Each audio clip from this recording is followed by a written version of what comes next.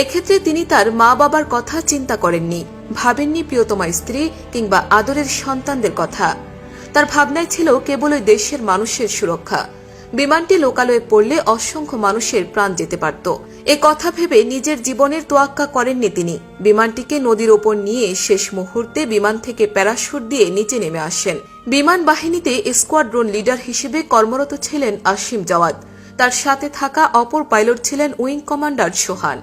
গত 9 মে বৃহস্পতিবার 10:25 দিকে চট্টগ্রাম বন্দরের পতেঙ্গা টার্মিনাল এলাকায় বিমান বাহিনীর ইয়াক 130 প্রশিক্ষণ বিমানটি দুর্ঘটনায় পতিত হয়। এর আগে যান্ত্রিক ত্রুটিতে বিমানটিতে শিখার সংযোগ হয়। এ সময় বড় ধরনের ক্ষতি এড়াতে দুই বৈমানিক অত্যন্ত সাহসিকতা ও দক্ষতার সঙ্গে বিমানটিকে বিমানবন্দরের নিকট অবস্থিত ঘনবসতিপূর্ণ এলাকা থেকে জনবিরল এলাকায় নিয়ে যেতে সক্ষম হন। ইচ্ছে করলে এর আগেই তারা প্যারাশুটের মাধ্যমে বিমান থেকে বের হয়ে আসতে পারতেন, কারণ বিমানকে রানওয়েতে ল্যান্ড করানো মোটেও সম্ভব ছিল না। ফলে সময় মতো বেরিয়ে এসে সহজেই তারা বেঁচে যেতে পারতেন। কিন্তু জনমানুষের কথা চিন্তা করে নিজেদের জীবনের ঝুঁকি নিয়ে দুর্ঘটনায় পতিত বিমানটিকে তারা কর্ণফুলী নদীতে নিয়ে যেতে সক্ষম হন। এর ফলে অনেক বড় ধরনের ক্ষতির হাত থেকে রক্ষা পায় স্থানীয় মানুষজন। দুর্ঘটনায় পতিত বিমানটি থেকে সাথে সাথে বেরিয়ে এলে এটি যেকোনো জায়গায় গিয়ে বিধ্বস্ত হতে পারত, হয়তো কারো ঘরের ওপর অথবা কোনো লোকালয়ে গিয়ে সেটি আঘাত হানত। সেক্ষেত্রে ব্যাপক ক্ষয়ক্ষতি হওয়ার সম্ভাবনা ছিল। সেই কথা চিন্তা করে তারা নিজেদের জীবনের চাইতে দেশের সম্পদ এবং দেশের মানুষকে রক্ষা করার জন্য প্রাণপণ চেষ্টা করেছেন। এ কথা ভেবেই শিকার সংযোগ হওয়া বিমানটিকে পাইলটরা নদীতে নিয়ে আসতে সক্ষম হন এবং বিমানটি নিচে পড়ে যাওয়ার কয়েক সেকেন্ড আগে তারা ইঞ্জেকশন করে বের হয়ে আসেন। আর সাহসী এমন সিদ্ধান্তে দেশের মানুষকে বাঁচিয়ে অন্য ভুবনে পাড়ি জমিয়েছেন অকুতোভয় পাইলট স্কোয়াড্রন লিডার অসীম জাওয়াদ। দক্ষ এই পাইলট তার কর্ম এবং ব্যক্তিজীবনে ছিলেন বেশ সফল একজন মানুষ।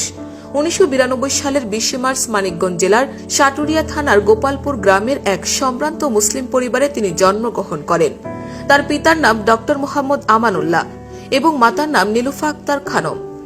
স্কোয়াড্রন লিডার অসীম জাওয়াদ 2007 সালে সাভার ক্যান্টনমেন্ট পাবলিক স্কুল থেকে এসএসসি, 2009 সালে সাভার ক্যান্টনমেন্ট পাবলিক কলেজ থেকে এইচএসসি এবং 2012 সালে বাংলাদেশ ইউনিভার্সিটি অব প্রফেশনালস থেকে বিএসসি অ্যারো পাশ করেন।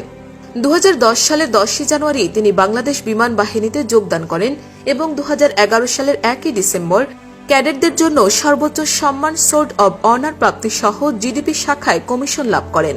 চাকরিকালীন সময়ে তিনি বিমান বাহিনীর বিভিন্ন ঘাঁটি ও ইউনিটে গুরুত্বপূর্ণ পদে নিয়োজিত ছিলেন।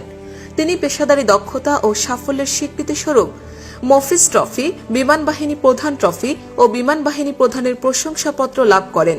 এছাড়াও জাতীয় বিমান বাহিনীতে কোর্সে অংশগ্রহণ করে সাফল্যের স্বীকৃতিস্বরূপ chief of air stuffs trophy for best in fly Indian air force অর্জন করেন।